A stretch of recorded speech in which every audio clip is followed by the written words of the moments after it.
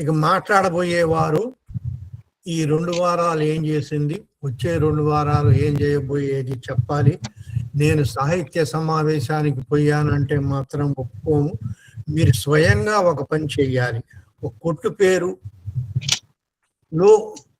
కొట్టు పేరు తెలుగులో లేకపోతే దానికోసం మేము నిరసించాము, లేకపోతే కంప్లైంట్ ఇచ్చామని రాయాలి.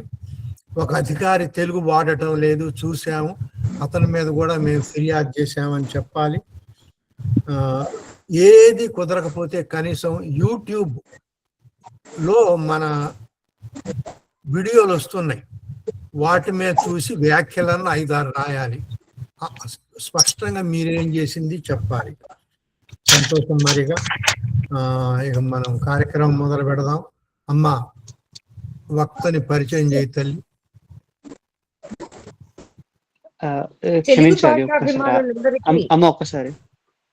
కోదండరామయ్య గారు, నేను అభిలాష్ అండి. మీరు ఇప్పుడు ఇదైనా సరైన సమయం ఆగమంటారా? చెప్పే అయ్యా. అలాగే అండి, క్షమించాలి. కార్యక్రమాన్ని ఆపాలని కాదు, అయితే నేను వ్యక్తిగతంగా చేసిన కృషి చాలా వరకు సామాజిక మాధ్యమాల్లో సంబంధించింది. నా పేరు అభిలాష్ అండి. అయితే మన తెలుగు వలగూడు కానీ, అలాగే లేకపోతే యూట్యూబ్ ఛానల్ కానీ వీటిని నడపడంలో సహాయం చేస్తూ, అలాగే సామాజిక మాధ్యమాల్లో చురుగ్గా ఉంటూ, ఉదాహరణకి ఇప్పుడు ప్రభుత్వ ఖాతాలు ఏవైనా తెలుగులో నడవకపోతే వాళ్ళని తెలుగులో నడిపించమని, తెలుగులో రాయమని మనవి చేయడము, ఇలా చురుగ్గా ఉండడంతో నాకు ప్రోత్సాహకంగా తెలుగు కూటమి వారు 5,000 రూపాయలు అందించారు. ధన్యవాదాలు. ఇలాంటివి ముందు కూడా వీలైనవి చేస్తూ ఉంటాను, కొనసాగించడానికి ప్రయత్నం చేస్తానండి. ఈ బాబు జర్మనీలో ఉండి పనిచేస్తున్నాడు. కానివ్వండి.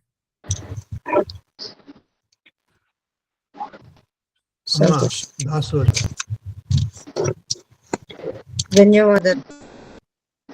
తెలుగు భాషాభిమానులందరికీ సాయం సమయ నమస్కారాలు. నా పేరు డాక్టర్ దాసోజు పద్మావతి. తెలుగు కూటమి ఆధ్వర్యంలో నిర్వహిస్తున్న రచబండ వేదికకు అందరికీ సాదర ఆహ్వానం. ఈనాటి రచబండలో ముఖ్య అతిథిగా పాల్గొని మనతో ప్రసంగిస్తున్న వారు డాక్టర్ రాళ్లపల్లి సుందరం గారు. వీరు తెలుగు భాష అంటే సంస్కృతి కూడా అనే అంశం మీద ప్రసంగిస్తారు. వీరి ప్రాథమిక విద్యాభ్యాసం మొత్తం తెలుగు మాధ్యమంలోనే కొనసాగింది. జంతు శాస్త్ర పట్టభద్రులు, కన్నడ సంస్కృతంలోనూ స్నాతకోత్తర పట్టాలు తీసుకున్నారు. 50 సంవత్సరాల క్రితమే వాడుక తెలుగులో వ్రాసి PhD పరిశోధన పట్టా సాధించిన తొలి వ్యక్తిగా పేరు పొందారు. 1969 నుండి 2008 వరకు మైసూర్ విశ్వవిద్యాలయంలోను, 1990 నుంచి 93 మధ్య తెలుగు విశ్వవిద్యాలయ ఆచార్యులుగాను పనిచేశారు. అమెరికా పెన్సిల్వేనియా విశ్వవిద్యాలయంలో సందర్శకాచార్యులుగా పనిచేశారు. RVS గారు తెలుగు, కన్నడ, ఆంగ్లంలో కలిసి మొత్తం 106 గ్రంథాలను వెలువరించారు. వివిధ ప్రక్రియలలో కవిత్వం, కథ, నవల, అనువాదం, జానపద సాహిత్యం, అనేక ప్రక్రియలలో వీరి సాహితీ సృజన కొనసాగింది. తెలుగు మీద వీరికి ఎనలేని మమకారం. తెలుగు భాషాభివృద్ధి కోసం, తెలుగు జానపద విజ్ఞానం కోసం గత 50 సంవత్సరాలుగా విశేషమైన కృషి చేస్తున్నారు. తెలుగు సాహిత్యంలో ప్రసిద్ధ విమర్శకులు, బహుభాషావేత్త, జానపద విజ్ఞాన పరిశోధకులు వీరు. కాశీ హిందూ విశ్వవిద్యాలయంలో తెలుగు విభాగానికి అధ్యక్షులుగా పనిచేశారు. వీరి గ్రంథాలలో ఎన్నదగినది ఆంధ్రుల జానపద విజ్ఞానం అనే గ్రంథం తెలుగు జానపద విజ్ఞాన రంగంలో అత్యంత ప్రామాణికమైనది.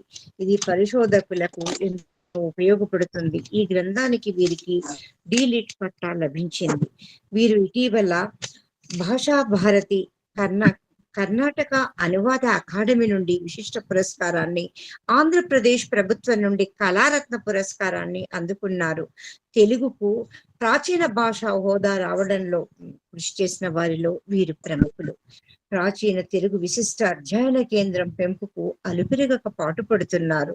శ్రీ RVS గారు ఈ రోజు మన రచ్చబండ నుండి తెలుగు భాష అంటే సంస్కృతి కూడా అనే అంశం మీద ముచ్చటిస్తారు.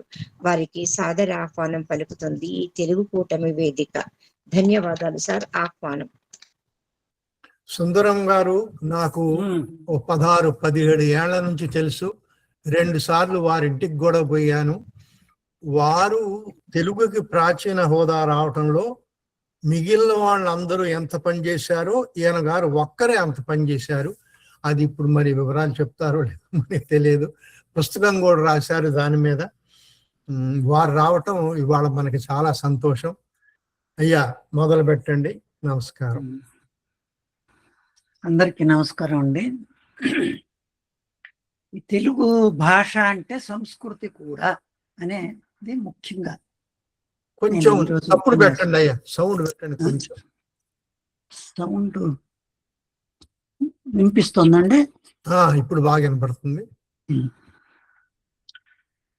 ప్రతి జన సముదాయానికి ఒక భాష, ఒక సంస్కృతి ఉంటాయి.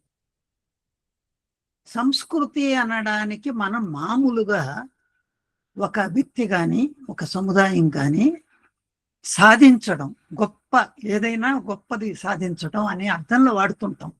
వాళ్ళు చాలా సంస్కృతి ఉన్నవాళ్ళు, ఇది అది అని. మన రాధాకృష్ణన్ గారు కూడా సహనమే సంస్కృతి అని ఆయన చెప్పినటువంటి మాట. కానీ మానవ శాస్త్రం ప్రకారం మనిషి చేసిన ప్రతి పని కూడా, ప్రతి మాట కూడా, ప్రతి నమ్మకము, అలవాట్లు, వంటలు, వార్పులు, కళలు అన్నీ సంస్కృతిలో భాగాలే. ఇది మానవ శాస్త్రం ప్రకారం మానవుడు పుట్టినప్పటి నుంచి మానవ సంస్కృతి ఉంది. తెలుగు వాళ్ళు పుట్టినప్పటి నుంచి తెలుగు వాళ్ళ సంస్కృతి ఉంది. ఈ విధంగా వాళ్ళు చేసే ప్రతి పని కేవలం ఏదో గొప్పగా సాధించటం కాదు. ఒకవైపు ఈ దేవాలయాలు, గొప్ప గొప్ప శిల్పాలు ఇవన్నీ ఒకవైపు ఉంటే, జానపదులకు కూడా ఒక సంస్కృతి ఉంది. కాబట్టి ఈ అత్యంత సామాన్యమైనటువంటి మానవునికి కూడా ఒక సంస్కృతి ఉన్నది అనేది మనం మొట్టమొదట తెలుసుకోవాల్సినటువంటి విషయం. అదొకటి. తర్వాత మన ఒక జన సముదాయాన్ని గురించి ఆలోచించేటప్పుడు భాషను గురించో మన సాహిత్యాన్ని గురించో మాట్లాడే వాళ్ళు ఏం చేస్తారంటే 3 విషయాలు ప్రధానంగా చూస్తారు. తెలుగు జాతి అన్నది ఎప్పటి నుంచి ఉంది, తెలుగు జాతి కానీ ఆంధ్ర జాతి కానీ ఏది కానీ మనం ఇప్పుడు తెలుగు వాళ్ళం అని చెప్పుకుంటున్న వాళ్ళు ఎప్పటి నుంచి ఉన్నారు అనేది ఒకటి. రెండోది, తెలుగు వాళ్లకు తమదైన ఒక ప్రాంతం ఎప్పుడు ఏర్పడింది, ఇది రెండోది. మూడోది, తెలుగు భాష ఎప్పటి నుంచి ఉంది. మామూలుగా దీని గురించి రాసేవాళ్ళు ఈ 3 రాస్తుంటారు అన్నమాట. ఎవరు రాసినా కూడా ఆంధ్ర జాతి అనేది ఐతరేయ బ్రాహ్మణం అని క్రీస్తు పూర్వం సుమారు 800 సంవత్సరాల నాడు వచ్చినటువంటి దాంట్లో మొట్టమొదటిసారిగా ఆంధ్ర జాతిని గురించి ఉంది. ఈ ఆంధ్రులు ఆర్య జాతి కంటే భిన్నులు అనేటటువంటి సూచన కూడా అక్కడ ఉంది. అందువల్ల ఈ ఆంధ్రులు అనే వాళ్ళు ఎప్పటి నుంచి ఉన్నారయ్యా అంటే సుమారు 3000 సంవత్సరాల నుంచి ఉన్నారు అనేది మామూలుగా మనం ఇది పరిశీలించి చెప్పేటటువంటి మాట. అలాగే ఆంధ్రదేశం ఒక ప్రాంతం వీళ్ళది అని ఎప్పటి నుంచి ఉంది అంటే మెగస్తనీసు క్రీస్తు పూర్వం 3-4 శతాబ్దాల నాడు వచ్చినప్పుడు ఆంధ్ర జాతి అనేది అది ఒక గొప్ప జాతి, మౌర్యుల తర్వాత అంత బలిష్ఠులు ఇంకెవరు లేరు అని రాశారు. వాళ్ళ కోటలు కానీ వాళ్ళు రాజ్యాలు కానీ ఇవన్నీ చూస్తే వాళ్ళ సైన్యం కానీ వాళ్ళలాగా మౌర్యుల కంటే అంత ఇంకా తర్వాతి వాళ్ళు ఇంకెవరు లేరు ఈ దేశంలో అని రాశాడు. కాబట్టి క్రీస్తు పూర్వం 3వ శతాబ్ది 4వ శతాబ్ది నాటికి మనకంటూ ఒక ప్రాంతం, అక్కడ మన సైన్యం, మన కోటలు ఇవన్నీ కూడా ఉన్నాయి అనేది దీనివల్ల తెలుస్తుంది. ఇకపోతే ఈ భాష ఎప్పటి నుంచి ఉంది? మనకు మొట్టమొదట ఇది సంస్కృతం కంటే భిన్నమైన భాష అనే సూచన ఎక్కడ కనిపిస్తుందంటే నాట్యశాస్త్రంలో. భరతుడు రాసిన నాట్యశాస్త్రంలో బహుశా క్రీస్తు శకం 1వ శతాబ్ది ఆ కాలానికి అతను ఒక మాట అన్నాడు ఏంటంటే, నాటకాలు మనం ప్రదర్శించే వాళ్ళు ఏం చేస్తుంటారంటే అంత సంస్కృతంలో ఉంటుంది, కానీ ఆడవాళ్ళు కానీ మామూలు మనుషులు కానీ ప్రాకృతంలో మాట్లాడతారు. కానీ అప్పుడట ఎప్పుడో ఈ మన తెలుగు మాట్లాడే ప్రాంతాల్లో ఇక్కడంతా ఏం చేసేవాళ్ళు అంటే వాళ్ళ భాష మాట్లాడేవాళ్ళు ప్రాకృతం బదులు. అందుకని ఆయన భరతుడు ఏం చేశాడంటే, మీరు మీ భాష మాట్లాడకూడదు, ఆంధ్ర భాష మాట్లాడకూడదు, మీరు కూడా ప్రాకృతం మాట్లాడాలి అని. ఇందువల్ల మనకు తెలిసేది ఏంటయ్యా అంటే, భరతుని నాటికి ఆంధ్ర భాష అనేది సంస్కృత ప్రాకృతాల కంటే భిన్నమైన ఒక భాష అనేది మనకు స్పష్టంగా తెలుస్తుంది. ఇంతకంటే ఎక్కువగా ఈ భాషా శాస్త్రజ్ఞులు ఉన్నారు కదా, వాళ్ళు వాళ్ళ పద్ధతి ప్రకారం ఈ భాష ఎప్పటి నుంచి ఉండొచ్చు అని పరిశీలించారు. ఇది మన బద్దిరాజ కృష్ణమూర్తి గారు ఈ ద్రావిడ భాషా విజ్ఞాన సంఘం వాళ్ళు వేసిన ఒక పుస్తకంలో ఒక గొప్ప వ్యాసం రాశారు. ఏంటంటే అది తెలుగు 3000 సంవత్సరాల నాడు ఎలా ఉంది అనేది సూచిస్తూ ఆయన ఒక వ్యాసం రాశారు. అంటే తెలుగు భాష 3000 సంవత్సరాల నాడు ఎలా ఉండేది అంటే ఆ పదాలు ఏవేవి ఆ కాలంలో ఉన్నాయి అనడానికి మనం ఎలా చెప్పొచ్చు. ఇది ఊరికి ఆషామాషిగా చెప్పింది కాదు.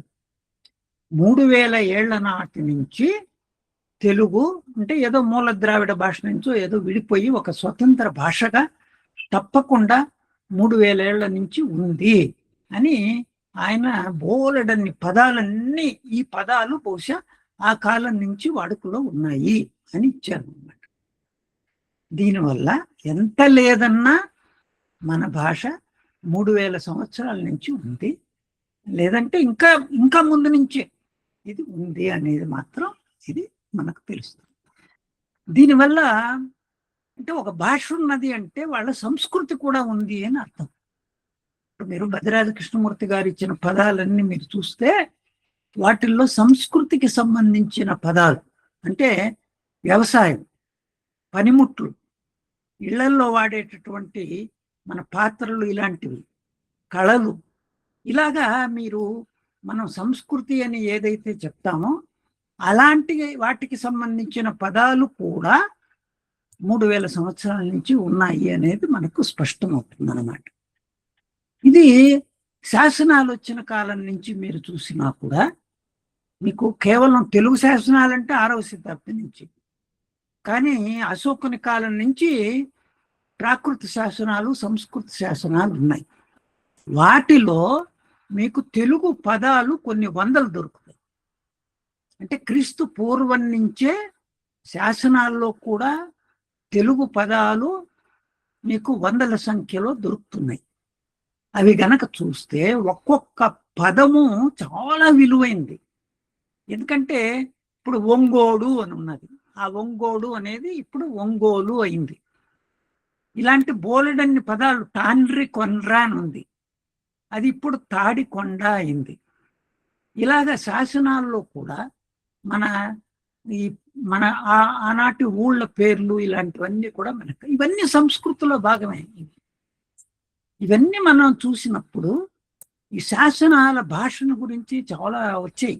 మనకు పిహెచ్డి చేశారు చాలా మంది పరిశోధన, కానీ శాసనాల సాంస్కృతిక అధ్యయనం జరగలేదు. నిజానికి మనకు ఉండేటటువంటి శాసనాల్లో క్రీస్తు పూర్వం నుంచి ఉన్నటువంటి ఇతర భాషా శాసనాలు తిరుమల రామచంద్ర గారు కొంత కృషి చేశారు. ఆయన ప్రాచీన కాలపు శాసనాల్లో ఈ తెలుగు పదాలు ఎలాంటివి ఉన్నాయి, గాథా సప్తశతిలో ఎలాంటి పదాలు ఉన్నాయి. ఈ రోజు కూడా మనం వాడే పాడి, పంట అని వాడతాం.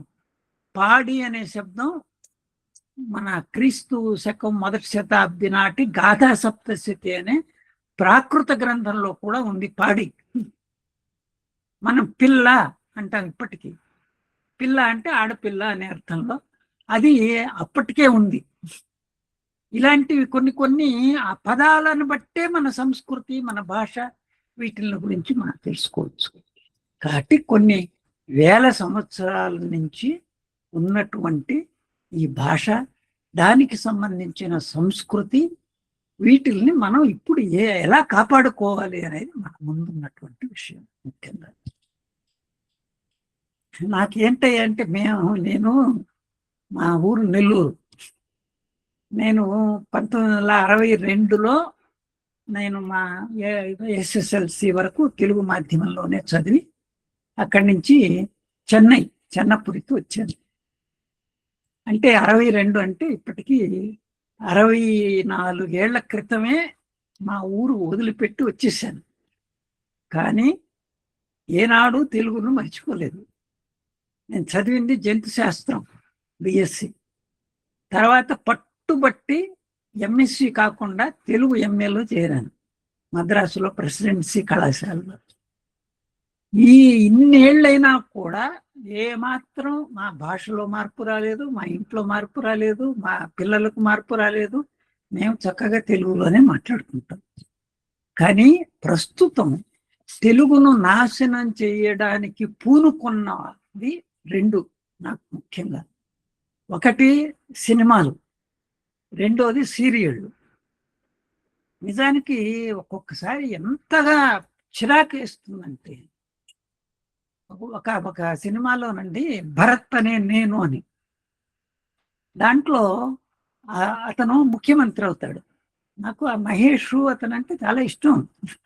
కానీ దాంట్లో ఒక సందర్భంలో మంత్రిమండలి సమావేశంలో అతను విద్యామంత్రి మీద కేకలేస్తాడు. ఎందుకంటే ఇంగ్లీషు మాధ్యమ ఆ పాఠశాలను మూసేశారు. మీరు ఎందుకు మూసేశారు, ఇంగ్లీషు మాధ్యమంలో చదవాలి అని చెప్పి అతను అంటాడు. అప్పటి నుంచి నాకు అసహ్యం వేసింది. ఎందుకంటే ఈ సినిమాల ద్వారా వీళ్ళు ఇంగ్లీషు మాధ్యమంలో చదివితేనే వీళ్ళు పైకి వస్తారు అనే విషయాన్ని ఈ విధంగా ప్రచారం చేస్తుంది.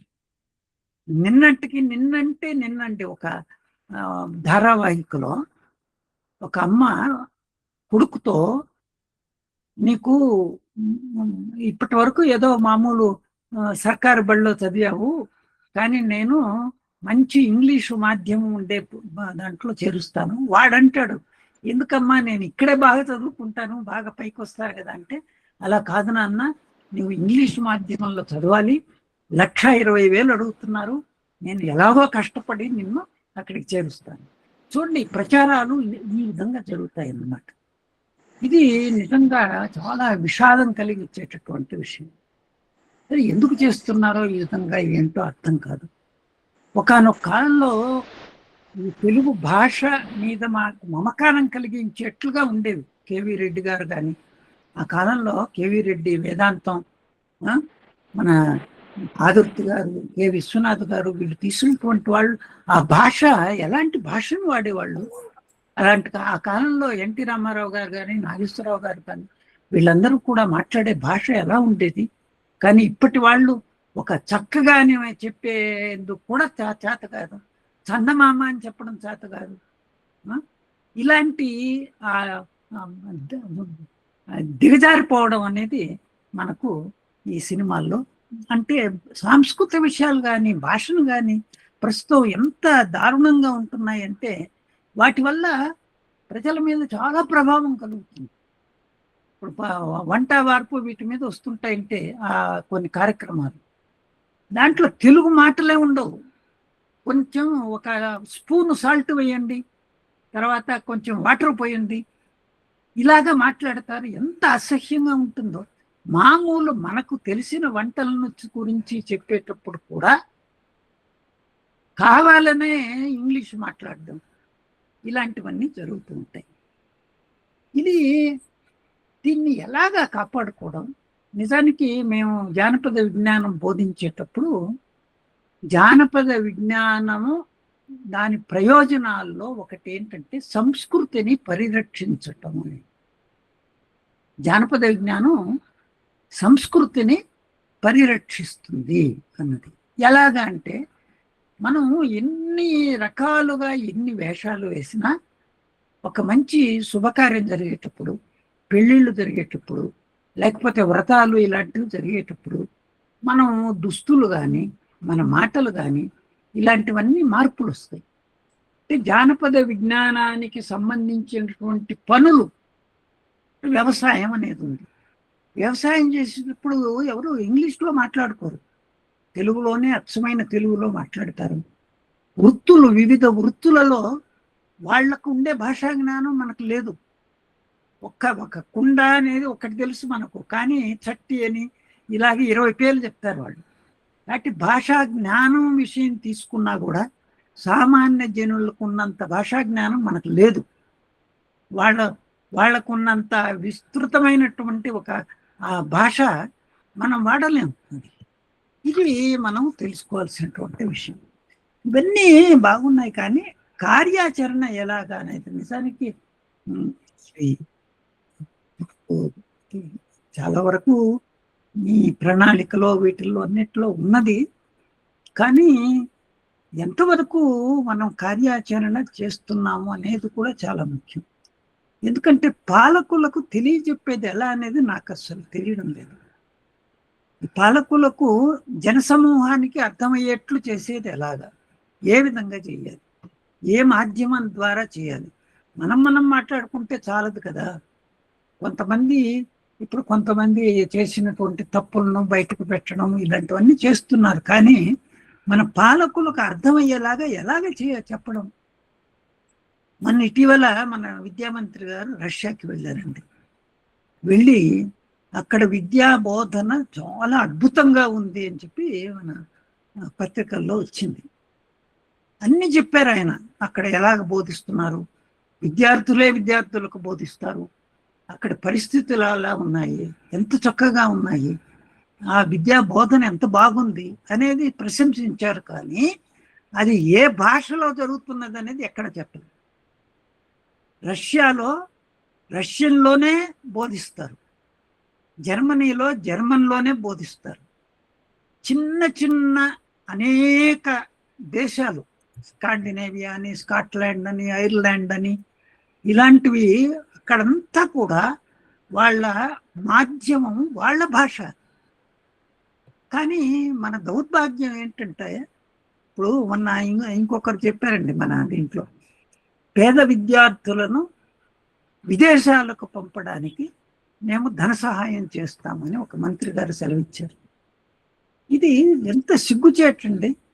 ఇప్పుడు ఇతర దేశాల్లో వాళ్ళ దేశాలకు మన వాళ్ళు వెళ్ళి చదువుకునేంతగా వాళ్ళు అభివృద్ధి చెందారు, అది కూడా వాళ్ళ భాషల్లో. ఇప్పుడు జర్మనీకి వెళ్ళి మీరు వాళ్ళ సర్కారీ కాలేజీల్లో చదవాలి అంటే జర్మన్ తప్పక నేర్చుకోవాల్సిందే. అక్కడ కూడా ప్రైవేట్ కాలేజీల్లో ఇంగ్లీష్లో చెప్తారు, కానీ ఈ సర్కారీ విశ్వవిద్యాలయాలు వాటిల్లో జర్మన్లో చదవాల్సిందే. రష్యాకి పోతే రష్యన్లో చదవాల్సిందే, జపాన్కి పోతే జపానీస్లో చదవాల్సిందే, చైనాకి పోతే చైనీస్లో చదవాల్సిందే. అలాంటప్పుడు ఇన్ని దేశాలు తిరిగి వస్తుంటారు కదా వీళ్ళు, మన తెలుగులో కూడా ఆ ప్రమాణాలతో చదివేట్లుగా చేస్తే మనకు కూడా విదేశాల నుంచి వచ్చి తెలుగులోనే నేర్చుకునేంతగా మనం అభివృద్ధి చేయొచ్చు కదా అనే ఆలోచన ఎవరికీ రాదు కదా. ఈ విధంగా మనం ఇతర దేశాలకు వెళతారు, అక్కడ చూసొస్తారు, అక్కడ ఎంత బాగున్నారు, ఇది అది అని చెప్తారు. కానీ మన భాష ద్వారా కూడా జ్ఞానాన్ని మనం పంచటానికి వీలున్నది అని ఎంతమందికి ఆలోచన వస్తున్నది. దీన్ని ఎలాగ మనం తెలియజేయడం, ఏ విధంగా తెలియజేయాలి, ఇది నాకు నిజంగా చాలా బాధేస్తుందండి. ఎవరు తెలియజేయాలి, ఎక్కడికి వాళ్ళకు తలకి ఎక్కుతుందా అసలు ఈ విషయం? ఎన్నిసార్లు మనము పేపర్లో రాయాలన్నా, మనం లేక ఉపన్యాసాలు ఇవ్వాలన్నా, లేక వాళ్ళతో తెలిసిన వాళ్ళతో వెళ్ళి వాళ్ళకు తెలిసేట్లుగా చెప్పాలన్నా, ఇవన్నీ కూడా మనం ఆలోచించాల్సినటువంటి విషయాలు. వీటికి తోడు నేను కొన్ని అంటే చాలా వరకు మీ ప్రణాళికలో కానీ మన పారుపల్లి వారు రాసిన పుస్తకంలో కానీ చాలా విషయాలు అన్నీ వచ్చేసాయి. అయితే నాకు తెలిసినంత వరకు తెలుగు భాషా ప్రాధికార సంస్థ అధికారాలతో సహా ఏర్పడాలి. అధికారం లేకుండా ఊరికే ప్రాధికార సంస్థ అని ఉంటే లాభం లేదు. ఎందుకంటే కర్ణాటకలో అధికార భాషా సంఘం అంటే అతను చర్య తీసుకోవచ్చు. ఎవరైనా సరే ఒక విశ్వవిద్యాలయంలో కన్నడంలో కాకుండా వేరే విధంగా వ్యవహారాలు జరుపుతుంటే వాళ్ళ మీద చర్య తీసుకోవచ్చు.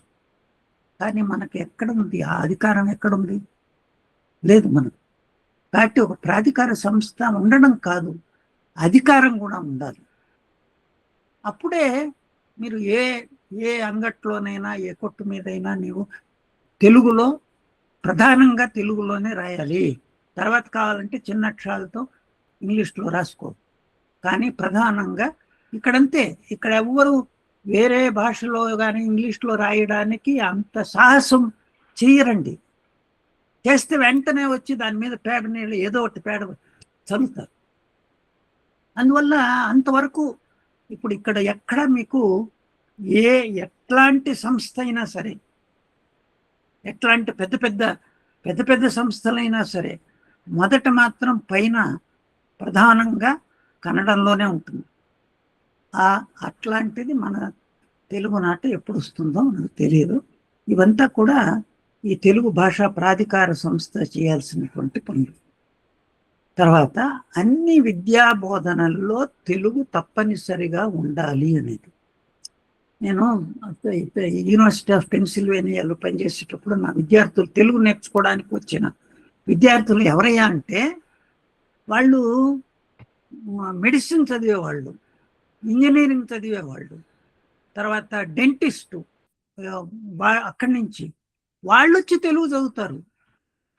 కాబట్టి అక్కడ ఎవరైనా సరే ఏది చదివినా ఒక భాష చదవాలి అనేటటువంటి నియమం చేశారు వాళ్ళు. కానీ ఇక్కడ తెలుగే లేదు కదా. మీరు ఇంజనీరింగ్ చదివినా, మెడిసిన్ చదివినా, ఏది చదివినా తెలుగు అనేది ఒక విషయంగా తప్పకుండా ఉండాలి అనేది అది కావాలి మనకు. సరే ప్రాథమిక విద్య తెలుగులో చదవాలనేది అది సరే, మనం ఎప్పటి నుంచో చేస్తాం. యునెస్కో దగ్గర నుంచి అందరూ చెప్తూనే వస్తున్నారు, మనమేమో దాన్ని మూలకు తోసేస్తున్నాం. అంతేకాదు ఉన్నత విద్య వరకు కూడా, ఎందుకంటే దానివల్ల ఎంతో లాభం ఉందండి, ఎంతో లాభం ఉంది. కాబట్టి అది మనం చేయాల్సినటువంటి. నవోదయ పాఠశాలల్లో ఇంతకుముందు ఉత్తర భారతంలో ఒక దక్షిణ భారత భాషను నేర్పించడం అనేది తప్పకుండా ఉండేది. మైసూర్లో ఉండేటటువంటి CIIL, central institute of Indian లాంగ్వేజెస్కు వాళ్ళు ఉపాధ్యాయులను పంపించి సంవత్సరం పాటు తెలుగు, కన్నడము, తమిళము, మలయాళం ఇలాంటివి నేర్పించి ఆ తర్వాత అక్కడికి వెళ్ళి వాళ్ళ నవోదయ పాఠశాలల్లో ఈ భాషలను నేర్పించేటటువంటి ఒక పద్ధతి ఉండేది. తీసేశారండి, ఇప్పుడు లేదు.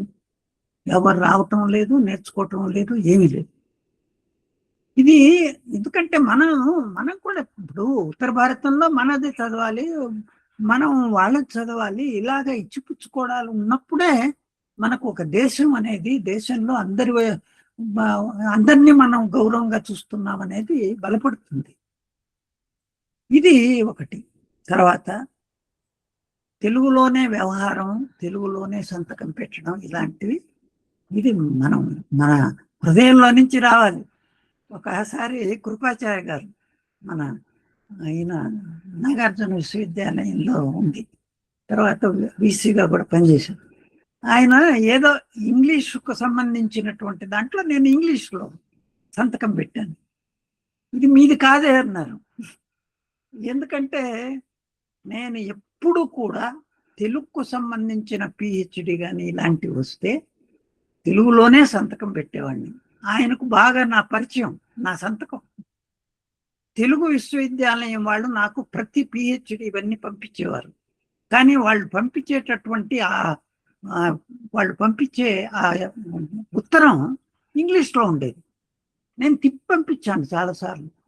తెలుగు విశ్వవిద్యాలయం వాళ్ళు తెలుగు పిహెచ్డికి సంబంధించిన విషయాన్ని ఇంగ్లీష్లో మాకు తెలపడం ఏంటి, మీరు తెలుగులో ఉత్తరం రాస్తేనే నేను తీసుకుంటాను, లేకపోతే వద్దు అని. కాబట్టి ఇలాంటివి మనం చిన్న చిన్న విషయాలైనా కూడా పెద్ద విషయాలే ఇవి, వీటిని మనం గమనించాలి.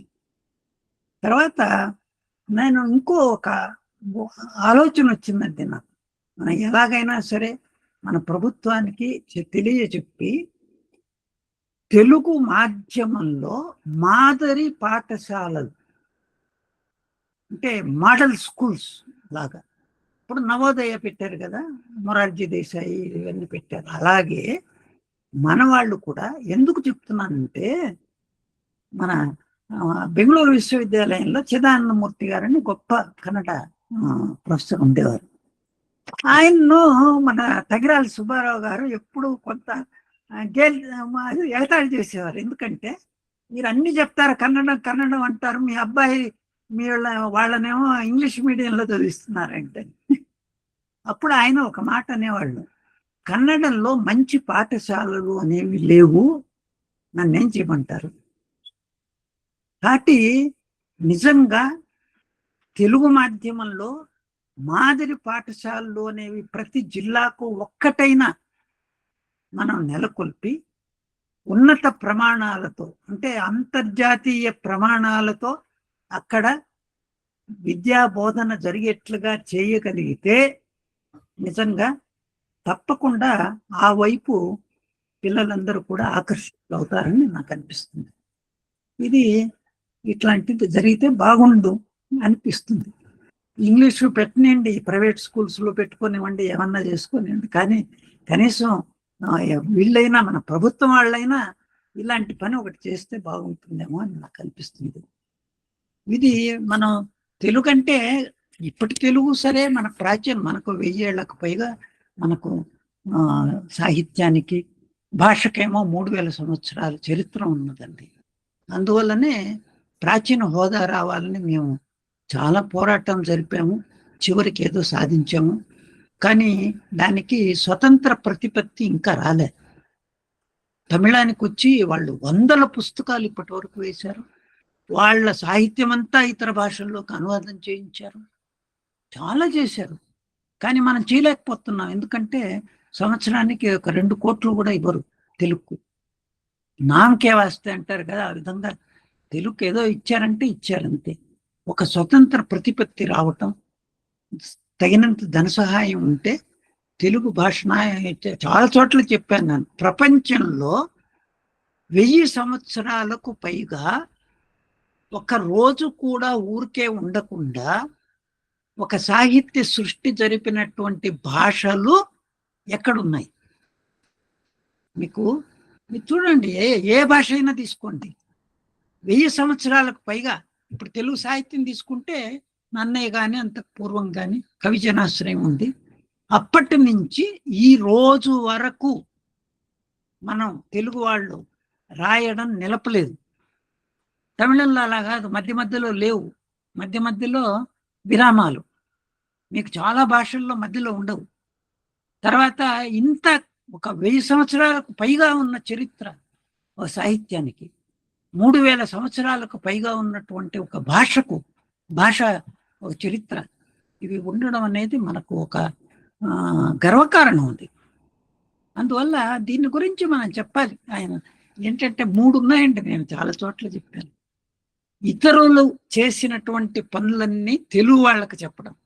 ఇప్పుడు విజ్ఞానంలో కానీ దేంట్లోనైనా ప్రపంచంలో జరుగుతున్నటువంటి పరిశోధనలు ఇలాంటివన్నీ కూడా తెలుగులో అప్పటికప్పుడు వచ్చేట్లుగా చేయాలి. ఇవన్నీ ప్రభుత్వానికి పట్టమండేది. ఇప్పుడు ప్రపంచంలో ఎక్కడ ఏం జరుగుతున్నా కూడా అభివృద్ధి, అదంతా తెలుగు వాళ్ళకు వెంటనే తెలిసే ఏర్పాటు చేయాలి. ఇది ఒకటి. తెలుగు వాళ్ళని గురించి ఇతరులకు తెలిపే ఏర్పాటు చేయాలి. తెలుగులో ఉండే కావ్యాలు కానీ, కథలు కానీ, ఏవి కానీ ప్రపంచానికి తెలిసేట్లుగా చేయాలి. ఇది రెండవది. మూడవది అంటే ఇతరుల గురించి మనం తెలుసుకోవడం, మనం గురించి ఇతరులుగా తెలపడం. మూడవది చాలా ముఖ్యమైనది ఏంటంటే మనల్ని గురించి మనమే తెలుసుకోవడం. ఇది అన్నిటికంటే ముఖ్యమైనది. ఈ 3 తెలుసుకుంటే కానీ మన తెలుగు బాగుపడదు, తెలుగు వాళ్ళు బాగుపడదు.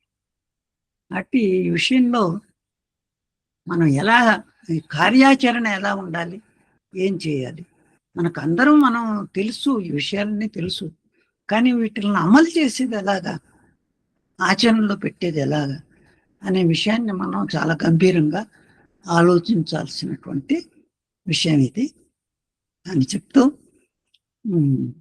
ఈ విధంగా ఈరోజు నన్ను ఈ 4 మాటలు చెప్పడానికి ఆహ్వానించినందుకు మీకు అందరికీ కూడా నేను ధన్యవాదాలు తెలుపుతూ నేను విరమిస్తున్నాను. నమస్కారం. నమస్కారం అండి. ఎవరైనా ఏదైనా ప్రశ్నలు వేయవచ్చు. ముందు మీరేం చేశారో తెలుగు కోసం చెప్పాలి, లేకపోతే మిగిలిన వారు మాట్లాడేవారిని మోగపుచ్చాలి.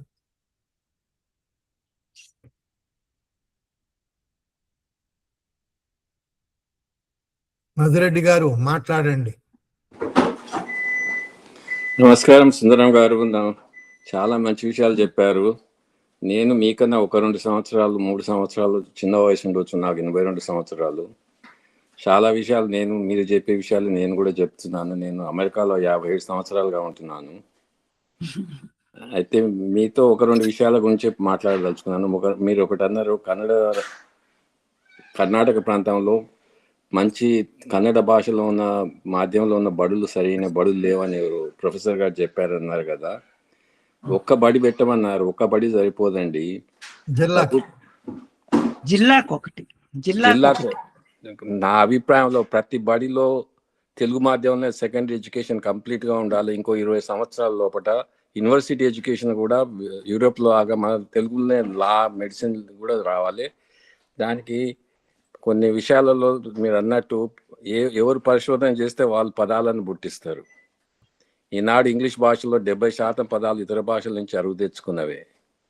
అలాగనే మనం కూడా ఇతర భాష పదాలను అరువు తెచ్చుకోవాలి, కానీ వాటిని సంస్కృతంలో అనువాదం చేసి దాని తెలుగు రాసి తెలుగు అని చెప్పుకోకుండా అలా మనం ముందుకు పోతే మన భాష కూడా మన ప్రభుత్వ రంగంలో వాడుకలో పెంచకపోతే, ప్రతి ఒక్కరు తెలుగు చదవకపోతే తెలుగు బతకడం కష్టం. మన రాజకీయ నాయకుల విషయం గురించి చెప్పారు మీరు.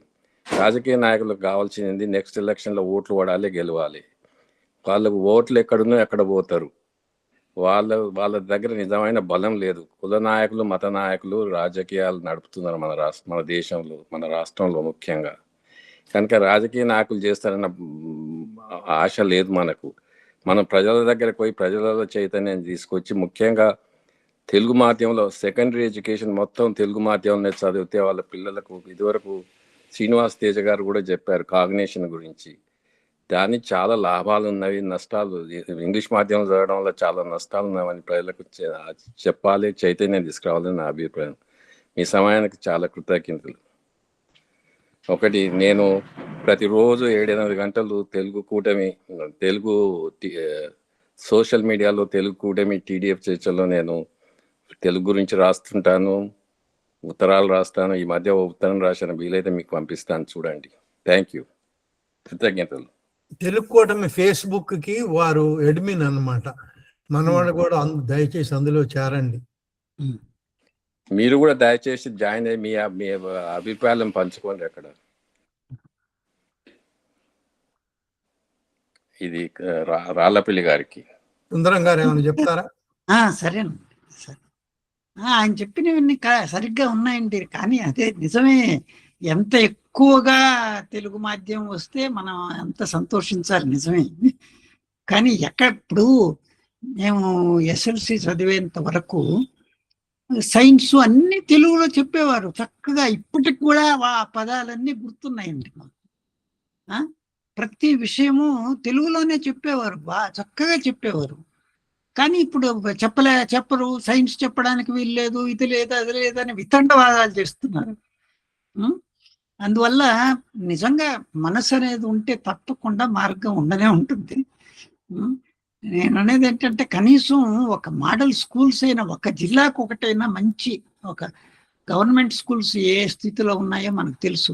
అక్కడ ఒక ఎవరు ఉండవు, ఉపాధ్యాయులు ఉండరు, భవనాలు ఉండవు, ఏమీ ఉండవు. అలా కాకుండా దీన్ని కనీసం ఒక ఆదర్శంగా తీసుకొని అలాగైనా చేస్తే ఒక ఆకర్షణ ఉంటుందేమో అని అనిపించింది. అది అంతే.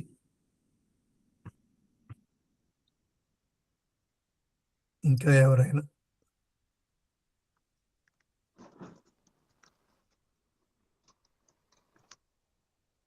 సుందరం గారు నమస్కారం సార్. చెప్పండి. చాలా రోజులకు మీ ఉపన్యాసం విన్నాం. భద్రి కుర్మారావు గారా? భద్రి కుర్మారావు. చెప్పండి. చాలా సంతోషం. నేను ఇటీవల తమిళనాడులో సౌత్ ఇండియన్ ఫోక్లోర్ సొసైటీ వాళ్ళ సెమినార్లకు హాజరయ్యాము. ఆ సెమినార్ లో ఒక్క తమిళియన్ కూడా ఇంగ్లీష్ లో పేపర్ సబ్మిట్ చేయలేదు. ఒకటి. రెండు, అక్కడ ముగింపు సమావేశంలో కూడా యాక్చువల్ గా సౌత్ ఇండియన్ ఫోక్లోర్ సొసైటీ అంటే కేరళ, కన్నడ, తెలుగు 4 రాష్ట్రాల తాలూకా ఆచార్యులు, తర్వాత పత్ర సమర్పకులు వచ్చారు. కానీ అక్కడ వీసీ తమిళంలో మాట్లాడారు. తెలుగు ఇంగ్లీష్లో ఒక వాక్యం కూడా చెప్పలేదు. అది సెంట్రల్ యూనివర్సిటీ, మామూలు తమిళ యూనివర్సిటీ కాదు. అంటే వాళ్ళ తాలూకా భాషాభిమానం చూడండి ఎంత ఎక్కువ ఉందో. అలాగే ఇప్పుడు మీరు చెప్పినట్టు మీరు కన్నడలో ఉన్నట్టే తమిళంలో కూడా ఎక్కడ కూడా ముందు తమిళంలో పేరు ఉంటుంది, తర్వాత నేను అంచుమించు చాలా ప్రదేశాలు తిరిగాం తమిళనాడులో. ఎక్కడ కూడా ముందు తమిళం, ఆ తర్వాత ఇంగ్లీష్ ఏదో ఒకటి ఉంటుంది తప్ప తమిళము లేనటువంటి నామఫలకం అక్కడ మనం చూడలేదు మొత్తం తమిళనాడు అంతటి కూడా. అలాగే అక్కడ విద్యార్థులతో కూడా మనం మాట్లాడినప్పుడు వాళ్ళు తమిళమే మాట్లాడుతున్నారు తప్పించి ఇంగ్లీష్ అంతగా మాట్లాడడం లేదు. దాంతో పోల్చుకుంటే మన తెలుగు నేల అనేటువంటిది ఎంత మన దీనికి ఎంత మన భాషకి ఎంత నిర్లక్ష్యం చేస్తున్నా మనకు అర్థమవుతుంది.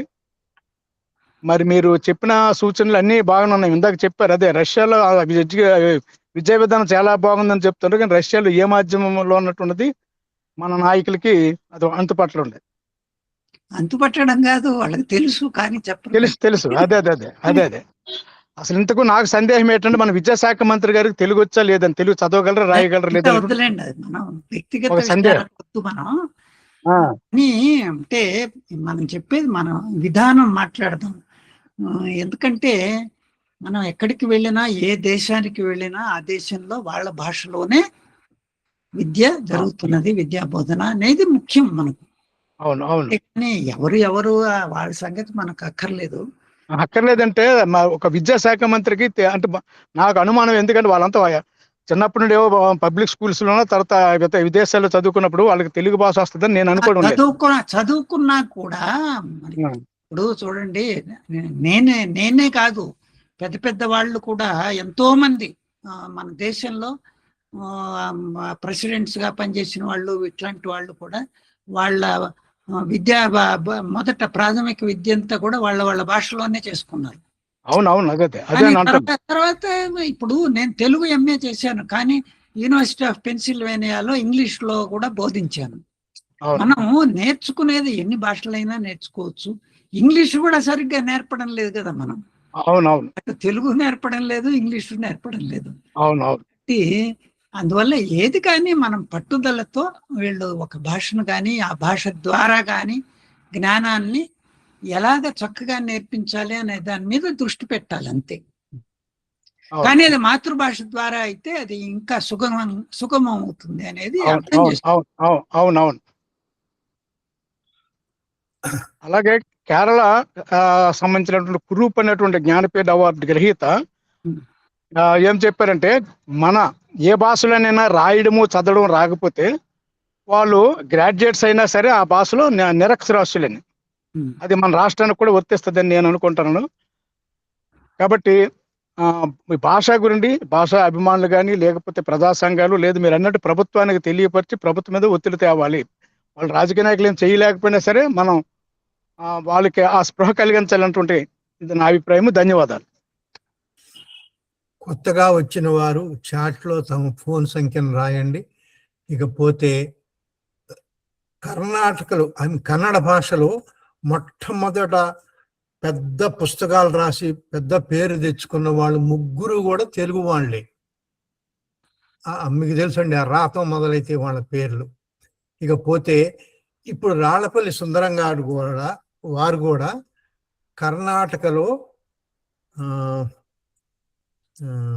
జానపద సాహిత్యానికి వీరు అట్లా వెన్నుదన్నుగా నిలబడ్డారు. కర్ణాటక కన్నడ జానపద సాహిత్యం అంటే సుందరం గారు అనుకుంటారు కర్ణాటకలో.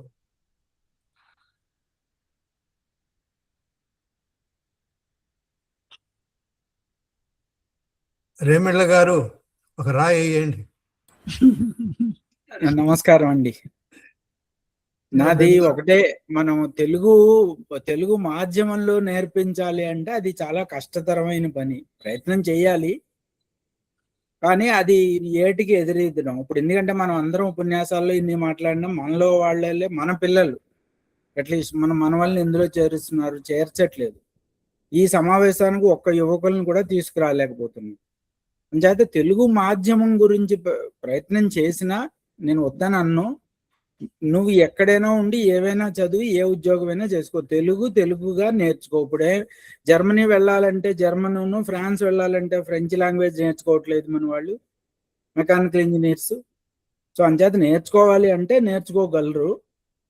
కిందటి సమావేశాల్లో ఒకసారి అనుకున్నట్టు ఇలాగ తెలుగు రాకపోయినా నేర్చుకోవాలి అనే వాళ్ళకి మన తెలుగు విశ్వవిద్యాలయం ద్వారానో ఎక్కడో ఒక ఆన్లైన్ కోర్సు సాయంత్రము వారాంతాల్లోనూ పెట్టడం, వాళ్ళని మాట్లాడే స్థితికి, తర్వాత చదివే స్థితికి, తర్వాత రాసే స్థితికి తీసుకురావాలి. అది తల్లిదండ్రుల మీదే ఉందండి, ప్రభుత్వాల మీద నమ్మకం నాకు లేదు. ప్రభుత్వం చేయాలి, వాళ్ళు చేయాలి, వీళ్ళు చేయాలంటే మనం తప్పించుకు తిరుగుతున్నామని అర్థం. మనమే చేయాలి, వ్యక్తిగతంగా, ఒక సంఘంగా కానీ, మన కాలనీలో కానీ, లేదా మన ఇంట్లో ముందు ప్రారంభించాలి. ఇది నా అభిప్రాయం. అయ్యా, ఇంకెవరైనా? సాధ్యం కాదనేది అదేం లేదులేండి. ఎందుకంటే ఇప్పుడు తెలుగు అకాడమీ ఏర్పడిందే దానికోసం. తెలుగు అకాడమీ మీరు సైన్స్కు సంబంధించినవి చాలా పుస్తకాలు 100ల కొద్దీ తెలుగులో ప్రచురించారు వాళ్ళు. తర్వాత మీకు ఒక విషయం, సిఆర్ రెడ్డి గారు 1900 ప్రాంతంలోనే, అంటే మీకు 20వ శతాబ్ది ప్రారంభ కాలంలోనే అర్థశాస్త్రము, ఎకనామిక్స్ గురించి తెలుగులో రాశారండి. ఇది ఎలా సాధ్యమైంది మరి? ఆయన ఇంగ్లీష్లో చాలా గొప్ప వక్త కానీ రచయిత అన్ని. తెలుగులో ఆయన కవిత్వం రాశారు, తర్వాత విమర్శ రాశారు. కానీ ముఖ్యంగా నేను చెప్పదలుచుకుంది ఏంటంటే 20వ శతాబ్ది ప్రారంభ కాలంలోనే అర్థశాస్త్రం, ఎకనామిక్స్ గురించి తెలుగులో రాశాడు. అంటే ఎందుకు తెలుగుకు అలాంటి సామర్థ్యం ఎందుకు లేదు? తెలుగుకు లేదనట్లేదు, తీసుకునే వాళ్ళు లేరు అనేది నిజమే. కానీ దానికి తగిన వసతులు, ఇప్పుడు తెలుగు అకాడమీ కొంత చేసింది, ఆంథ్రోపాలజీని గురించి, మ్యాథమెటిక్స్, ఇవన్నీ కూడా తెలుగులో వచ్చేట్లుగా పుస్తకాలు చాలా వచ్చాయి. ఇప్పుడు ఎందుకంటే తెలుగు మాధ్యమంలో చదివే విద్యార్థుల కోసం అని. కాబట్టి అవన్నీ కూడా చక్కగా నేర్పించే వాళ్ళు ఉంటే తప్పకుండా నేర్చుకోవచ్చు, దానివల్ల ఏమీ ఇది లేదు. సాంకేతికత కూడా ఉంది. ఇప్పుడు నేను గొప్ప చెప్పుకోవడానికి కాదు, నేను ఇస్రోలో శాస్త్రవేత్తగా పనిచేసి రిటైర్ అయ్యాను. 26 వ్యాసాలు రాశాను నేను స్పేస్ గురించి, వీలైనంత తెలుగులో 26 నెలలుగా. అలాంటివే రావాలండి. 26 నెలలుగా ఒక్కొక్క చంద్రయాను, ఆదిత్య వంటి ప్రత్యేకమైన ప్రోగ్రాముల గురించి, లేదంటే ఒక్కొక్క నెలలో ఒక్కొక్క ఇస్రో సెంటర్ గురించి వాళ్ళు ఏం చేస్తున్నారు, ఎందుకు పెట్టారు, ఎలా ఉన్నారు అని.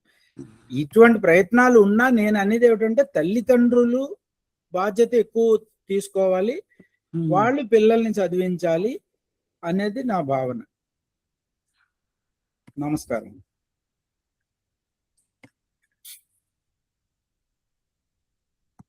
కిందటి ఒక్క నిమిషం ఉంటే టైము, కిందటి నెలలో చెప్పారు ఒక మంచి సూచన, పూర్తిగా తెలుగు మాధ్యమం ఉండాలని, పూర్తిగా ఇంగ్లీష్ మాధ్యమం ఉండాలని అలా పేచీలు పెట్టుకోకుండా 2 సమ్మిళితంగా, ఇంగ్లీష్ని ఇంగ్లీష్లోనే చెప్పండి, లెక్కల్ని ఎలాగైనా చెప్పచ్చు, సైన్స్ కావాలంటే ఇంగ్లీష్లో చెప్పుకోండి, సోషల్ తెలుగులోనూ చెప్పచ్చు. అలాగా అన్ని కలిపి వాళ్ళు అటు ఇటుగా ఉభయ భాషా చెరువులుగా చేయొచ్చు అని చెప్పారు. ఆ సూచన కూడా బాగుంది. మన వాళ్ళు ఇవన్నిటికీ నా భయం ఏంటంటే మెయిన్ తల్లిదండ్రులే ఒప్పుకోరు. వెళ్ళే 1% వాళ్ళేమో 1% కూడా లేదు. ఈ చదువుకున్న వాళ్ళలో అమెరికా వెళ్ళేవాళ్ళు. ట్రంప్ ధర్మం తగ్గింది. ఆ 1% కోసం 100 మంది ఇంగ్లీష్ మీడియం అమెరికా, ఆస్ట్రేలియా అని తంటాలు పడుతున్నారు. మూర్తి గారు, మధురెడ్డిని మీరు ఆ విషయం బాగా చెప్పారు. ఇప్పుడు మనం కొన్ని ఇంగ్లీష్ మాధ్యమం, తెలుగు మాధ్యమం 2 నడపాలంటే దాని నుంచే మనకు సమస్య వస్తుంది.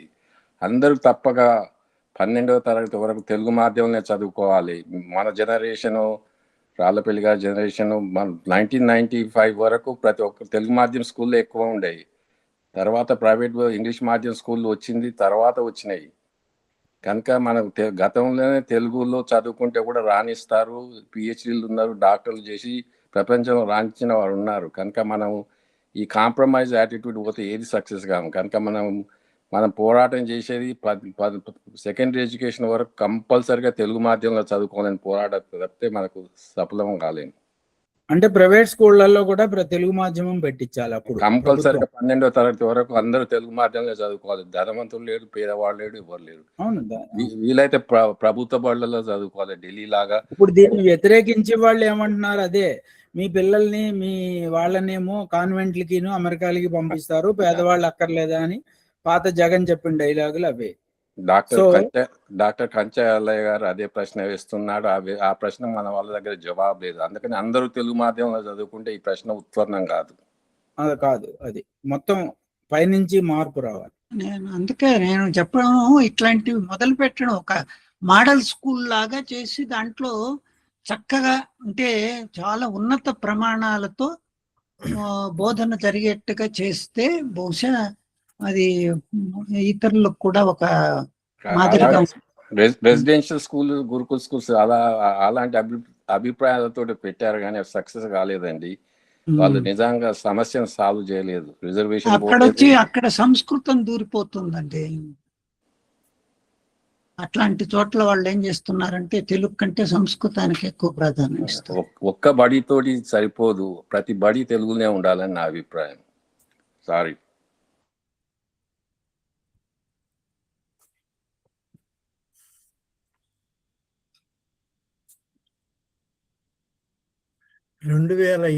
నూతన విద్యా విధానంలో వీలైతే 8 వరకు 5వ తరగతి వరకు అయితే తప్పనిసరిగా మనం మాతృభాషలోనే చదువు చెప్పాలని చట్టం వచ్చింది. కేంద్ర విద్యాశాఖ మంత్రి కూడా చాలా స్పష్టంగా చెప్పాడు, ఇది ప్రైవేటు గవర్నమెంట్ బళ్ళకు కూడా వర్తిస్తుందని చెప్పాడు, వర్తించాలి అని కూడా చెప్పాడు. లేకపోతే అది మళ్ళీ ఆ ముఖ్యమంత్రి ఇబ్బందుల్లో పడతాడు. ప్రైవేట్ బళ్ళల్లో ఆంగ్లంలో కొనసాగించి గవర్నమెంట్ బళ్ళల్లో మాత్రమే తెలుగు మాధ్యమం పెడితే ఇబ్బంది అవుతుంది. కానీ అది అమల్లోకి రాలేదు కదండి. అసలు ఎవరికి, తెలుగు వాళ్ళకి, మంత్రులు, ముఖ్యమంత్రులు ఎవరికైనా అది కాదండి. మీరు చెప్పే చట్టం వచ్చిందంటే చట్టం ఎక్కడ వచ్చింది? అదంతా అయ్యో 2020 విద్యా విధానం, నూతన విద్యా చట్టం అదండి. విద్యా విధానం అది పాలసీ అండి, అంతేగాని అది నిర్బంధ చట్టం కాదు. అది ఎవరు అనుసరిస్తున్నారు చెప్పండి? సూచన లాంటిది అది. కర్ణాటకలో దాన్ని తిరస్కరించారు, తమిళనాడులో తిరస్కరించారు, ఆంధ్రదేశంలో చెప్పకుండానే తిరస్కరించారు, తెలంగాణలోనూ లేదు. ఎక్కడున్నది? ఎవరు దాన్ని అమలు చేస్తున్నారు చెప్పండి?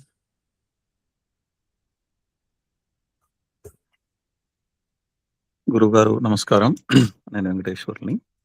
బాగుంది మీ ప్రసంగం సార్. ఆయన గారు కూడా మైసూరు మనిషేనండి. ఎవరు మాట్లాడయ్యా సార్? నమస్కారం సార్. ఇక్కడ ఒక సూక్ష్మమైన అట్లే ముఖ్యమైన విషయం, ఒక 15 సంవత్సరాల నుంచి మాటకొస్తే 20 సంవత్సరాల నుంచి ఈ మధ్య కాలంలో పుట్టిన పిల్లలు చదువుకున్న చదువుల తర్వాత ఉద్యోగంలోకి వచ్చినాక చాలా మంది తమ మాతృభాషల మీద ఇష్టం పెరిగింది వాళ్ళకి.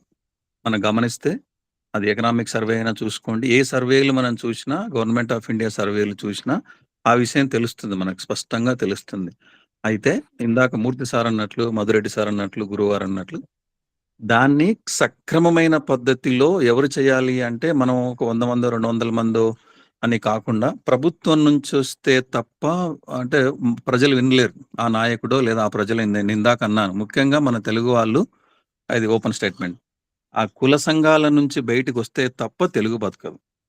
మనం ఈ ఈ ఈ ఈ ఈ ఆలోచనతో ఉన్న ఎవరైనా ముందుకొస్తే, మనం అతనికి ప్రాంతమో, కులమో ఆపాదిస్తున్నాం. కానీ ఒక సబ్జెక్ట్‌గా ఎంతమంది అంగీకరిస్తున్నారు? ప్రపంచవ్యాప్తంగా తెలుగు నేర్చుకోవటానికి బోలెడంత మంది ఇవాళ గూడా వెతుకుతున్నారు. మనం చాట్ జీపీటీని అడిగినా, ఇంకెక్కడైనా గూగుల్ అమ్మని అడిగినా తెలుస్తుంది. కానీ వాళ్ళకి తెలుగుని తెలుగులాగా బోధించేవాళ్ళు ఇందాక గురువుగారన్నట్టు లేరు. ఎందుకు అనంటే అట్లా తయారు చేయటం లేదు. ఈ తరం ముఖ్యంగా జెన్‌జీ. ఇప్పుడు మనం మీరున్నారు సార్. రెండవ తరం మేమున్నాం అంతో ఇంతో. కానీ ఇప్పుడు ఈ విషయాన్ని ప్రభుత్వం దాకా చేర్చి, ప్రభుత్వం ప్రజలకు అందించి, ఆ నెలకొల్పాలనే సంకల్పాన్ని చర్యగా మార్చడంలో విఫలమవుతున్నాం. 20 సంవత్సరాలను గమనిస్తే సార్, సరిగ్గా 15 ఏళ్ల నుంచి, నేను 18 ఏళ్ల నుంచి చూస్తున్నా. తెలుగుకు దూరమైన వాళ్ళు వృత్తిలోకొచ్చిన తర్వాత తెలుగు నేర్చుకుంటున్నారు. నా దగ్గర ఆ పూర్తి సమాచారం డేటా గూడా ఉంది. నేను ప్రతి సంవత్సరం ఆ పేపర్ చూసి రాసుకుంటుంటాది. ఇట్లాంటి చదువు చెప్పాలనే ఉద్దేశ్యంతో కూడా.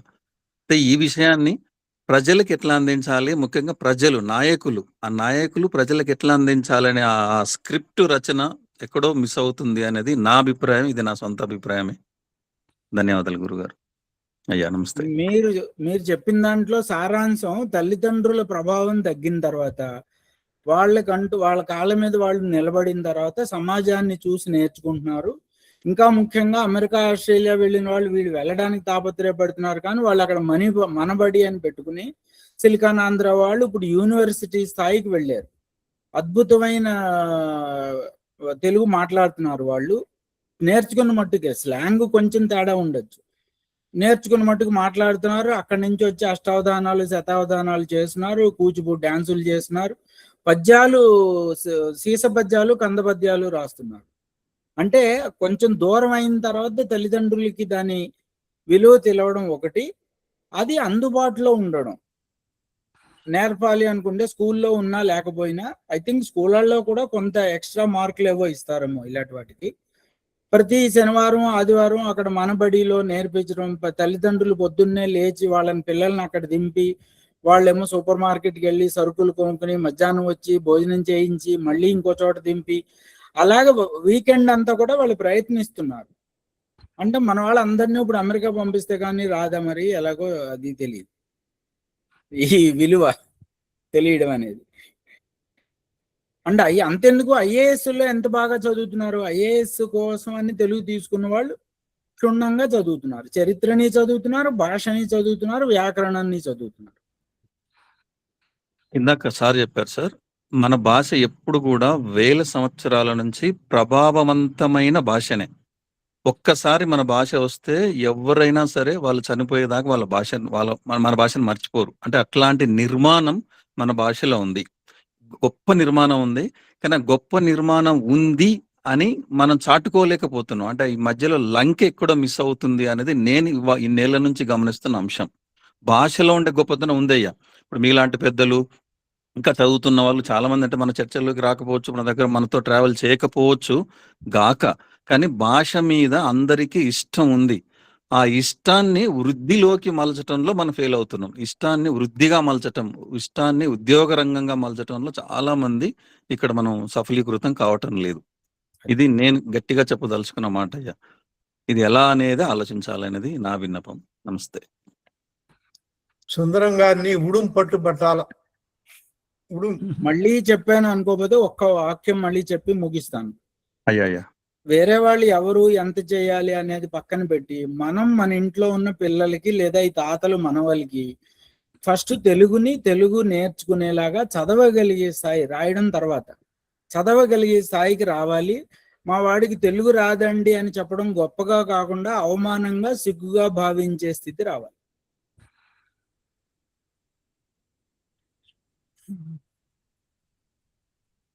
ఎనివే, మంచి ఉపన్యాసం ఇచ్చారు సార్. రాళ్లపల్లి వారికి ధన్యవాదాలు. నూజివీడు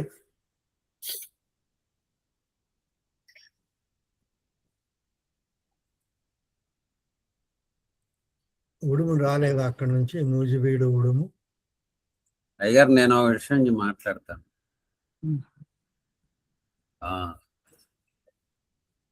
తల్లిదండ్రులు వాళ్ళ వ్యతిరేకత, వాళ్ళ అభద్రత, వాళ్ళ అపోహలు ఎన్నెన్నో ఉన్నా కూడా మనం దాని మీద తల్లిదండ్రులు వద్దంటే మాత్రం ఏ నాయకుడు ముందుకు పోడు. ఇప్పుడు 2 ఏళ్ళు అయింది ఆంధ్రప్రదేశ్లో వీళ్ళు వచ్చి తెలుగుదేశం పార్టీ. వీళ్ళకి కూడా అసలు సుప్రీంకోర్టులో అంతకుముందు ప్రభుత్వం వేసిన అప్పీల్ని వెనక్కి తీసుకొని చెప్పి ఎన్వి రమణ గారు ఎన్నిసార్లు అడిగారు, ఎన్ని వేదికల నుంచి అడిగారు, ఇంతవరకు వీళ్ళు విత్డ్రా చేయాల, ఆ కేసుని వెనక్కి తీసుకోవాల. అంత భయం వీళ్ళకి. ఎక్కడైతే మేము తెలుగు మాధ్యమాన్ని గట్టిగా ప్రోత్సహిస్తే ప్రభుత్వం కానీ తల్లిదండ్రులు ఓట్లు దూరం అయిపోతాయని వీళ్ళ భయం. సరే, అందుకని చెప్పి నేను దాని మీద పెద్దగా కృషి చేయట్లేదు. వాస్తవానికి నేను పట్టుకుందల్లా కూడా పరిపాలన ఎందుకు తెలుగు లేదని.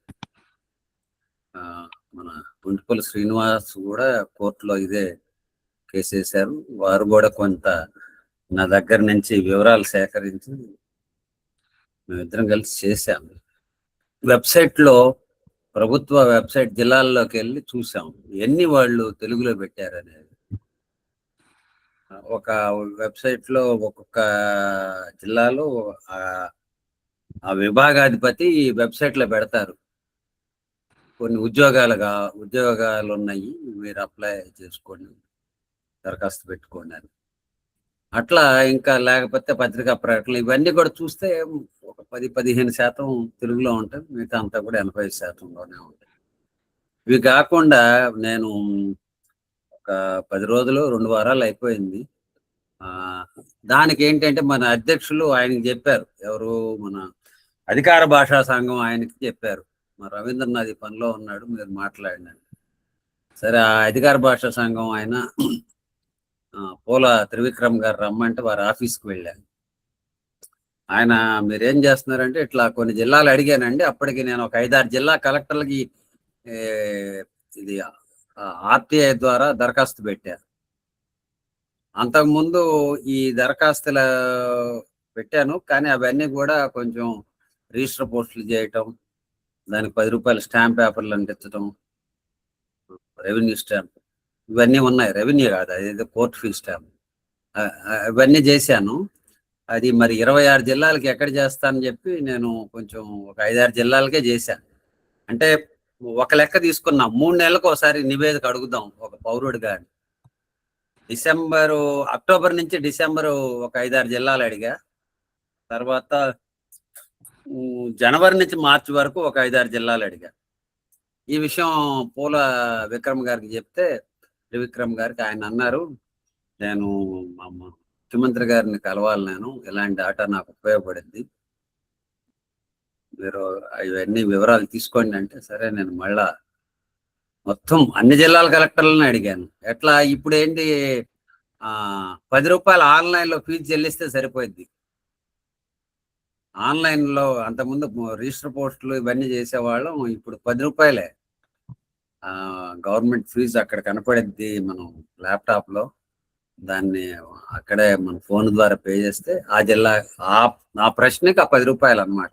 ఇట్లా అందరి జిల్లా కలెక్టర్లను అడిగా, మరి ఇంకా సమాధానం రాలేవు. కలెక్టర్ గారు మాత్రం, కడప కలెక్టర్ గారు ఒక ఆయన సమాధానం ఇచ్చాడు. అంటే ఎక్కువ మంది పౌరులు అది భౌతికంగా కానీ ప్రతి సోమవారం కలెక్టర్ గారు సమావేశం పెడతారు, ఎస్పీ గారు సమావేశం పెడతారు జిల్లాల్లో. అక్కడికి వెళ్ళి ఇదిగోండి ఇవన్నీ దీని సమాధానం మీద కొంత ఒత్తిడి చేస్తే బాగుంటుందని నేను ఆలోచిస్తున్నాను. అట్లానే అన్ని విభాగాలను అడగొచ్చు. ప్రిన్సిపల్ సెక్రటరీలు అని చెప్పి వాళ్ళు ఉంటారు కదా,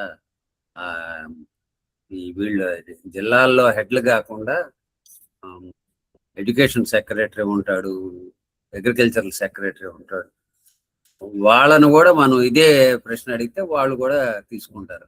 ఇప్పుడు ఉదాహరణకి అగ్రికల్చర్ సెక్రటరీ జేడీఏ గారికి జిల్లా జేడీఎల్కి ఆయన వర్తమానం పంపిస్తూ ఉంటాడు. అందుట్లో ఏమైనా తెలుగు పంపించాడా? ఇట్లా కనీసం నాకు తోడుగా బుద్ధిమందాన్ని చేస్తే బాగుంటుంది. మరి ఆంధ్రప్రదేశ్లో ఎవరెవరు ఉంటున్నారు? ఎక్కువ మంది మిత్రులు హైదరాబాద్లో ఉంటున్నారు, తెలంగాణలో కూడా మరి ఈ అవకాశం ఉండి ఉంటుంది. మాకైతే ఆంధ్రప్రదేశ్లో ఈ ఫెసిలిటీ, అంతకుముందు ఆర్టీఐ కమిషనర్గా చేసిన మహబూబ్ ఆయన భాషా గారిని చెప్తే నాకు ఇట్లా వెళ్ళు వెబ్సైట్లకి ఇట్లా వెళ్ళు అని చెప్పాడు. అందువల్ల నేను చేయగలిగాను. ధన్యవాదాలు, నమస్కారం. రవీంద్రనాథ్ గారు చెప్పింది అందరు గమనించే ఉంటారు. మనం ఆచరణలోకి దిగాలి, వారితో పాటు ముందుకు సాగాలి. అసలు అన్నిటికన్నా ముఖ్య కారణం ఏంటంటే ఈ ప్రభుత్వాలు కదలకపోవటానికి మనోళ్ళు ఒట్టి ఇక్కడ మాట్లాడటమే కానీ ఇక తర్వాత ఇంటికి పోయినాక మర్చిపోతారు. మళ్ళీ రచ్చబండి వచ్చినప్పుడు వచ్చి 4 మాటలు చెప్పి వెళ్ళిపోతారు. ప్రతి ఊరిలో మన సైనికుడు ఉన్నాడు. తెలుగు పాఠం చెప్పే పంతులు ప్రతి ఊళ్ళో ఉన్నాడు. వాడిని మనం ఇటు ఆకర్షించలేకపోతున్నాం ఎందుకు? 140 కన్నా ఎక్కువ, అంటే మే 2020 నుంచి ఆన్లైన్లో మనం ఈ సమావేశాలు నడుపుతున్నాం. ఒకసారి పెద్ద మనిషిని పిలుస్తాం, ఆయన మాట్లాడతాడు, ఇక తర్వాత రాడు, అయిపోయింది అనుకుంటాడు. మనం ఒక ఊర్లో ఒక 10 మంది చివరికి నిర్ణయం తీసుకుంటారు, తెలుగు కోసం పనిచేసిన పార్టీకే ఓటేస్తారు అని గన ఇవ్వగలిగితే వాళ్ళు దారికి వస్తారు. వీళ్ళ మాట వినాల్సిన పనే లేదు, వీళ్ళు 1% కూడా ఓటు వేయించలేరు అనుకుంటే వాళ్ళని ఎందుకు పెట్టించుకుంటారు మరి? అందుకని మనం కదలాల్సిన అవసరం ఉంది. మనం పోయి ఆ పంతుళ్ళని, ఇతర తెలుగు అభిమానుల్ని జిల్లా స్థాయిలో కూడా ఇటువంటి సమావేశాలు పెట్టి కదిలించాల్సిన పని ఉంది. ఆ రంగంలో మనం చేయాల్సింది చాలా ఉందని నేను అనుకుంటున్నాను. ఇంకెవరైనా మాట్లాడతారా? ముగిద్దామా?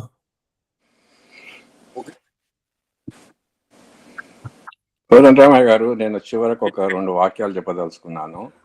మనం అందరం ఈ పీస్ మీల్ సొల్యూషన్ కాకుండా అందరూ ఐక్యమై 1-2 ఎజెండా ఐటమ్స్ పెట్టుకోవాలి. ఒకటి, 12వ తరగతి వరకు ప్రతి విద్యార్థి తప్పక తెలుగు మాధ్యమంలో చదవాలి. తర్వాత ప్రభుత్వ రంగము, కోర్టు తీర్పులు, పేరు పలకలు తెలుగులోనే ఉండాలి. ఈ 3 విషయాలను పెట్టుకొని మనం నేపాల్లో, బంగ్లాదేశ్లో మన కాక్రోచ్ పార్టీ వచ్చిన ఉద్యమం తీసుకురావాలి. అంతకు తక్కువ ఏదైనా కానీ మనం ఏది సాధించలేము. మనం ఇలాగనే మాట్లాడుతుంటాము, చివరకు మనం సింకింగ్ శాండ్ అంటారు కదా, అట్లా లోపలికి దిగిపోతున్నాము రోజుకు. ధన్యవాదాలు. కోదండరామయ్య గారు, నేను రాములు గారు మాట్లాడవచ్చు అంటే మీరు అనుమతిస్తే మాట్లాడతాను. తప్పకుండా మాట్లాడాలి, మీకోసం చూస్తున్నాం. సార్ రాళ్ళపల్లి గారు, కోదండరామయ్య గారికి నమస్కారం. నేను రాములు అని హైదరాబాద్లో ఉంటాను. ఒక 35 సంవత్సరాల పాటు జర్నలిస్ట్గా పనిచేశాను. నా వయసు 62. ఇప్పుడు నా చిన్న రెండే నా సూచనలు. ఇప్పుడు మనం ప్రతి నెలకి 2 రోజుల పాటు మనం ఈ సమావేశాలు నిర్వహించుకుంటున్నాము. ఈ రోజు శనివారం నిర్వహించుకున్న సమావేశాల తీర్మానం కానీ, అంటే ఈ రోజు మేము తెలుగు కూటమి నుంచి ఇంతమంది పార్టిసిపేట్ అయ్యాము. ముఖ్య వక్తగా ఈ పలాయన వచ్చాడు. పలాయన బ్యాగ్ అంటే ఆయన చరిత్ర ఇది, ఆయన అనుభవం ఇది. తెలుగు రా అని చెప్పుకుంటూ ఈ వారంలో, అంటే గత 15 రోజుల్లో తెలంగాణ కానీ ఆంధ్రప్రదేశ్ కానీ 2 ప్రభుత్వాల్లో మన అబ్జర్వేషన్స్, మన పరిశీలనలు, అంటే పలానా జీవో ఉత్తర్వులు వచ్చింది, తెలుగులో రాలేదు, లేకుంటే పలానా విషయం వేదిక మీద మీరు ఇంగ్లీష్లో మాట్లాడారు, అంటే ఇంపార్టెంట్ ముఖ్యమంత్రులు, మంత్రులు, లేకుంటే వైస్ ఛాన్సలర్లు ఏదన్నా ఉంటే అదొక రెగ్యులర్గా, అంటే వరుస క్రమం తప్పకుండా మనం సమావేశం పెట్టిన మరుసటి రోజు ఆదివారం నాడు ప్రభుత్వానికి ఒక లేఖ రాయడం, 2 ప్రభుత్వాలకి. దానివల్ల ఏమైతుందంటే ఆ లేఖని మనం సామాజిక మాధ్యమాల ద్వారా, వాట్సాప్ వీటిలో చాలా, ఇప్పుడు సామాజిక మాధ్యమాలే చాలా బలంగా ఉన్నాయి పత్రికల కంటే కూడా. దాంట్లో మనం వీటిని దాకా సర్క్యులేట్ చేయడం, మనం ఒక వారం 10 రోజులు సర్క్యులేట్ చేస్తాము. నెక్స్ట్ వచ్చే మళ్ళీ వారానికి మళ్ళీ 15 రోజులకు మళ్ళీ మీటింగ్ అప్పుడు మళ్ళీ కొత్త అంశం, ఈ 15 రోజులలో రాష్ట్ర ప్రభుత్వాలు తెలుగు విషయంలో ఎట్లా నిర్లక్ష్యం చేసినాయి అనేదే అది ప్రభుత్వానికి మనం వెన్నుతట్టి లేపుతుంటాం. అది నా సూచన సార్. దయచేసి మీరు పరిగణలోకి తీసుకుంటారని ఆశిస్తున్నాను. చాలా మంచి మాట, కొత్త ఆలోచన. మాకు ఇంతవరకు లేని చూపును కలిగించారు.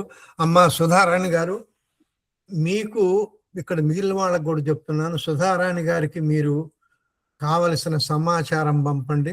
ఆమె గారు చాలా మంచిగా రాయగలదు. అలా మనం ఖచ్చితంగా ఇద్దాం, ప్రభుత్వానికి కూడా ఇద్దాం, తప్పేం లేదు. ముఖ్యమంత్రులకు కూడా రాస్తాం, ఇలా మా ఆలోచనలు ఉన్నాయని. సరే, సామాజిక మాధ్యమాల్లో కూడా పెడతాం, అది వేరే సంగతి అనుకోండి. ఇక ముగిద్దామా, ఇంకెవరన్నా మాట్లాడతారా? ముగిద్దాం. సుధారాణి గారు. అంతర్జాలం ద్వారా వీక్షిస్తున్న వీక్షకులందరికీ వందనాలు. తెలుగును బతికించుకోవాలంటే తెలుగు భాష ప్రాధికార సంస్థ ఏర్పాటుతో పాటు ప్రతి కొలువుకు తెలుగులోనే పరీక్ష పెట్టాలని, ప్రతి బడి కళాశాలలో తెలుగును ఒక తప్పనిసరి విషయంగా నేర్పాలని, ఇతర రాష్ట్రాల్లో దేశాల్లో ఉన్న తెలుగు వారికి తెలుగు చదివే వీలు మనం కలిగించాలని, అన్ని రాష్ట్రాల్లోనూ అచ్చ తెలుగు మాటలను సేకరించి బతికించుకోవాలని తెలుగు కూటమి ఏర్పడింది. ప్రతి 2-4 శనివారాలు జరిగే రచ్చబండ కార్యక్రమంలో పాల్గొనండి, మీ తెలుగు అభిమానాన్ని చాటుకునండి. మాదొక చిన్న విన్నపం, తెలుగు కూటమి సభ్యులందరూ కూడా తప్పనిసరిగా రచ్చబండకు హాజరైతే నిండా బాగుంటుంది. నేటి కార్యక్రమానికి ముఖ్య అతిథిగా విచ్చేసినటువంటి ఆచార్య రాళ్లపల్లి వెంకట సుబ్బు సుందరం గారు ప్రాచీన తెలుగుకి స్ఫూర్తి ప్రదాత, భాషే శ్వాస ధ్యాస, MA డిగ్రీలు PhD మాత్రమే కాక డిలీట్ కూడా చేశారు. వివిధ కళాశాలలో అధ్యాపకులుగా మైసూరు విశ్వవిద్యాలయంలో తెలుగు శాఖలో పనిచేసి పదవీ విరమణ చేశారు. తెలుగు భాషలో కవిత, నవల, కథ, విమర్శ, ప్రాచీన విశిష్ట సాహిత్యం, జానపద విజ్ఞానం, భాషా విజ్ఞానం, జీవిత చరిత్రలు, పత్రికా సంపాదకత్వం, పిల్లల సాహిత్యం, నవాక్షరాస్య సాహిత్యం మొదలైన ప్రక్రియలలో అనేక పరిశోధనలు చేసి 100కు పైగా గ్రంథాలను వ్రాయడమే కాక కన్నడ, ఇంగ్లీషు భాషల్లో రచనలు చేశారు. గ్రంథ పరిష్కరణపై కావ్య పరిష్కరణ శాస్త్ర పుస్తకాన్ని రాశారు. తెలుగు భాష, ప్రాచీన తెలుగు భాష విశిష్ట అధ్యయన కేంద్ర విషయమై వివిధ సాహిత్య సంస్థలను, ప్రభుత్వ రంగ సంస్థలను, విశ్వవిద్యాలయాలను, ప్రజలను జాగృతపరచడానికి అనేక పత్రికలలో వ్యాసాలు రాశారు. వృత్తిరీత్యా తమిళ, కన్నడ, తెలుగు ప్రాంతాల్లో నివసించిన తన మాతృభాషపై ఏమాత్రం మక్కువ తగ్గలేదు. అందుకు ప్రత్యక్ష ఉదాహరణ ఆయన ఉపన్యాసమే. నిజంగా ఆయన ఓ విజ్ఞాన ఖని. క్రీస్తు పూర్వం 3000 సంవత్సరాల క్రిందటే శాసనాల్లో పదాలను బట్టి తెలుగు భాష సంస్కృతులను గుర్తించవచ్చు అని చెబుతూనే నేటి యువతపై తెలుగు భాషపై వారికి సినిమాలు, సీరియళ్లు ఎటువంటి ప్రభావాన్ని చూపిస్తాయో సోదాహరణంగా వివరించారు. ఇటీవల విడుదలైన ఆ సినిమా ప్రజలపైనే కాదు, మన పాలకుల పైన కూడా విపరీతమైనటువంటి ప్రభావాన్ని చూపిందనడానికి ప్రత్యక్ష ఉదాహరణ తెలుగు మాధ్యమాన్ని రద్దు చేసి ఆంధ్రప్రదేశ్ ను ఆంగ్లాంధ్రప్రదేశ్ గా చేసేశారు. అయినా ప్రభుత్వ పాఠశాలలో సంఖ్య పెరుగుతుందా అంటే అది లేదు. తల్లి ఒడి వంటి పథకాలు పెట్టి ఆకర్షిస్తున్న ప్రైవేటు పాఠశాలలోకే ప్రజలు ఎగబడుతున్నారు. అయితే ఇక్కడ చెప్పుకోవాల్సిన ముఖ్య విషయం ఏమిటంటే ఉద్యోగాలు మాత్రం ప్రభుత్వ ఉద్యోగాలు వస్తే మాత్రం ఎగిరి గంతేస్తున్నారు.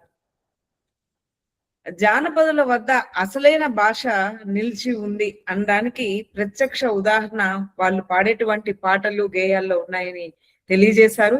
పాలకులకు అర్థమయ్యేలా ఏ విధంగా సూచించాలి అనేది మీలాంటి పెద్దలు ఇంతకు ముందు ఏ విధంగా ప్రాచీన తెలుగు కేంద్రానికి, మనం ప్రాచీన విశిష్ట అధ్యయన కేంద్రాన్ని తీసుకురావడానికి మీలాంటి వాళ్ళు ఎట్లాంటి స్ఫూర్తి ప్రదాతలైనారో అదే విధంగా తెలుగు మాధ్యమం యొక్క ఆవశ్యకతను తెలియజేయాలంటే మీరు ఆ కలం అనే పెన్ అనే గన్ను ఏ విధంగా ఉపయోగిస్తారో ఆ విధంగా మీరు ఇంకా రచనలు చేసి ప్రజల్లో చైతన్యం తీసుకొని రావాలని మా తెలుగు కూటమి తరఫున మేము సవినయంగా విన్నవించుకుంటున్నాం సార్. ధన్యవాదాలు. మీ అమూల్యమైనటువంటి సమయాన్ని వెచ్చించి మా తెలుగు కూటమి సభ్యుల యొక్క అడిగినటువంటి ప్రశ్నలకు కూడా చాలా వరకు ఆ చర్చల్లో కూడా మీరు పాల్గొని అనుమానాలకి మీరు సమాధానాలు ఇచ్చారు. ధన్యవాదాలు. రెహమానుద్దీన్ షేక్ గారు మాట్లాడతారు. మన వలగూడిని చూస్తూ అన్ని పనులు మన వెనకుండి చేసేది ఆయన గారే. రెహమానుద్దీన్ షేక్ గారు మాట్లాడండి. తర్వాత నేను మాట్లాడతాను చివరిగా. సరే, అందరికీ నమస్కారం అండి. ఆర్వి సుందరం గారు మీరు మాట్లాడిందంతా విధానం చాలా బాగా చెప్పారు.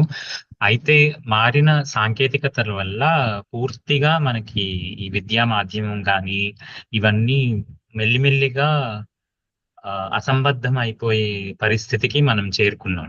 ఇక్కడ ఉన్న వాళ్ళందరూ పెద్దలు కూడా పాత ఫ్రేమ్వర్క్ నుంచి ఆ చట్టం నుంచి ఆలోచిస్తున్నారు తప్ప పూర్తిగా మారిపోయిన పరిస్థితులు అంటే పరిశోధన కానీ చదువు కానీ ఉద్యోగాలు చేసే విధానం కానీ ఇవన్నీ పెను మార్పులకు గురి కానున్నాయి. వచ్చే ఒక ఏడాది 2 ఏళ్లలో మనం ఇది చూడబోతున్నాం. ఈ పరిస్థితుల దృష్ట్యా ఏ విధంగా విద్యా విధానం మారబోతుందని మొదటి ఇది నాకు అనుమానం. రెండవది వచ్చేసి మారిన పరిస్థితుల్లోనే ఏ మాధ్యమంలోనైనా ఏ విషయం గురించైనా ఎంత నిడివితోనైనా మనం సమాచారాన్ని తయారు చేసే అవకాశం ఈ రోజు ఉంది. అది మనం నిరాకరించలేము. అది జరగదు అని నిరాకరిస్తూ కూర్చుంటే మనం బావిలో కప్పల కిందే అవుతాము. సో ఈ పరిస్థితుల్లో తెలుగు మాధ్యమం లోపల విషయ సమాచారం కానీ సాంకేతికతతో పరిపుష్టమైన విజ్ఞానం కానీ పూర్తిగా అందుబాటులో ఉంది ప్రతి ఒక్కరికి. నేను ఇప్పటికప్పుడు ChatGPT ఓపెన్ చేసి లేదా DeepSeek ఓపెన్ చేసి ఏమి అడిగినా కానీ నాకు తెలుగులోనే సమాధాన పరిచే అవకాశం ఉంది. ఇంత పరిస్థితి ఉన్నప్పటికీ ఎందుకని ఈ చైతన్యం రావట్లేదు జనాలలో? ఇంకా ఉద్యోగమే పరమావధిగా చదువుతున్నారు కానీ ఆ ఉద్యోగాలు ఉండబోవు అనేది ఎందుకు ఆ అవగాహనలోకి రాలేకపోతున్నారు? దాని వైపు ఏం చేయవచ్చు? ఇది పరిశోధన పరంగా కూడా పూర్తిగా మారిపోయింది పరిస్థితి ఇప్పుడు. సంతోషం అండి. రెహమానుద్దీన్ గారు బయటకు వచ్చి చెప్పారు వారి విషయాలు. రాంప్రసాద్ గారు ఇక ముగించండి. సభకు నమస్కారం అండి. ముందు మాట రాసింది నేనే కాబట్టి చివరి మాట కూడా నేనే చేసేస్తున్నాను. ఇక్కడ మన గురువు గారు సుందరం గారు మే 13, 2023 నాడు కర్ణాటకలో తెలుగు కళకళ అనే అంశం మీద మాట్లాడారు. ఆ తర్వాత నేడు 3 ఏళ్ల తర్వాత 13 జూన్ 2026 నాడు తెలుగు అంటే ఒక సంస్కృతి కూడా అనేది బాగా స్పష్టంగా చెప్పారు. అన్నిటికన్నా మిన్నగా ప్రాధికార సంస్థకి అధికారాలు లేని ప్రాధికార సంస్థ ఏమీ చేయలేదు కాబట్టి ఆ పరంగా మనం ఏం చేయలేకపోతున్నాము, అప్పుడు కానీ బాగుపడవని స్పష్టంగా చెప్పారు. ఇంకోవైపు మనం గత 3 ఏళ్లుగా కానీ 4 ఏళ్లుగా కానీ జరుగుతున్న ఈ కార్యక్రమంలో ప్రతిసారి తల్లిదండ్రుల పాత్రే అలా వస్తున్నది. తల్లిదండ్రులు కనుక పూనుకుంటే ఏదైనా జరగవచ్చు అంటున్నారు. అలా అదేవిధంగా ప్రాధికార సంస్థ ప్రభుత్వ అధికారాలతోటి కూడా అటువైపు నుంచి కూడా నరుకు రావాలి. 2 కలిస్తేనే సాధ్యమని మనకు మంచి అవగాహన వచ్చిందండి. అట్లాగే రాములు గారు ఇందాక మాట్లాడారు, అటువైపు రవీంద్రనాథ్ గారు, జిడుగు రవీంద్రనాథ్ గారు మాట్లాడారు. ఇందాక కోదండరామయ్య గారు ఇటు తెలంగాణ వైపు ఎవరన్నా జోదు ఉంటే బాగుండు అన్నారు. రాములు గారికి నా రిక్వెస్ట్, నా విన్నపం, నా వినతి, నా వేడుకోలు, వారు ఏ రకంగా అయితే జిడుగు రవీంద్రనాథ్ గారు అటు ఆంధ్రప్రదేశ్లో చేస్తూ వస్తున్నారో అదేవిధంగా తెలంగాణలో రాములు గారు తలపెట్టి 1-2 శిష్యులను కూడా తయారు చేయాలని నా విన్నపం. ఇకపోతే ఇప్పుడు మనం ప్రతిసారి మాట్లాడుతున్నాము, వెళ్తున్నాము, దానికి ముగింపు వాక్యం ఇదే. మనమేమో అన్నపూర్ణ వారి బంగారు కళలు కంటున్నాం, అప్పుడప్పుడు ఏవిఎం ప్రొడక్షన్స్ వారి మెరుపు కళలు కూడా కంటున్నాం. కానీ అవి చిట్ట చివరికి జమినీ వారి కన్నవారి కళలు అయితే కానీ మన కళలు పండవు అని చెప్పి ప్రతిసారి మనకు అర్థమవుతూనే ఉంది. సో బాధ్యత మన మీదనే ఉంది. ఎటు వచ్చినా మనం ఎంత మాట్లాడినా అది తిరిగి మన వద్దకే వస్తున్నది. మన మనవులకి మనం ఏం చెప్పగలుగుతున్నాము? వారితో తెలుగు మాట్లాడించగలుగుతున్నామా? కొన్ని సామాజిక పరిస్థితుల వల్ల మన పిల్లలు ఆంగ్ల మాధ్యమంలో చదవటం జరిగింది. అదే సమయంలో వారికి సమాంతరంగా తెలుగు కూడా నేర్పే బాధ్యత మనదే. ఈ విధంగా ఎటు నుంచి ఎటు వచ్చినా సరే అంతా మన మీదకే వస్తున్నది. సభను రంజింపజేశారు సుందరం గారు. రహమానుద్దీన్ షేక్ గారు మన పద్యాల పోటీకి గెలుపొందిన బాలలకి బాలబాలికలకి మెచ్చాంకులు తయారు చేసే పని తీసుకున్నారు. చాలా సంతోషం రెహమానుద్దీన్ గారు, చాలా చక్కగా వస్తున్నాయి. అలాగే కొంతమంది మిత్రులు పద్యాల పోటీకి ధన సహాయం కూడా అందిస్తున్నారు. వారికి మా కృతజ్ఞతలు. పలు ప్రోత్సాహక నారీమణులు, ఉపాధ్యాయులు ముందుకొచ్చి వారి వారి పిల్లల్ని ఈ పద్యాల పోటీలో ప్రవేశపెట్టి మన సభకే ఒక కొత్త వన్నె తెస్తున్నారు. వాళ్ళందరికీ కూడా నా హృదయపూర్వక దండాలు. ఇంతటితో మనందరి తరపున సుందరం గారికి మరొకసారి ధన్యవాదాలు తెలుపుతూ ఇంతటితో ఈ సభ ముగిసింది అని చెప్పి ప్రకటిస్తున్నాను. నమస్కారం అందరికీ.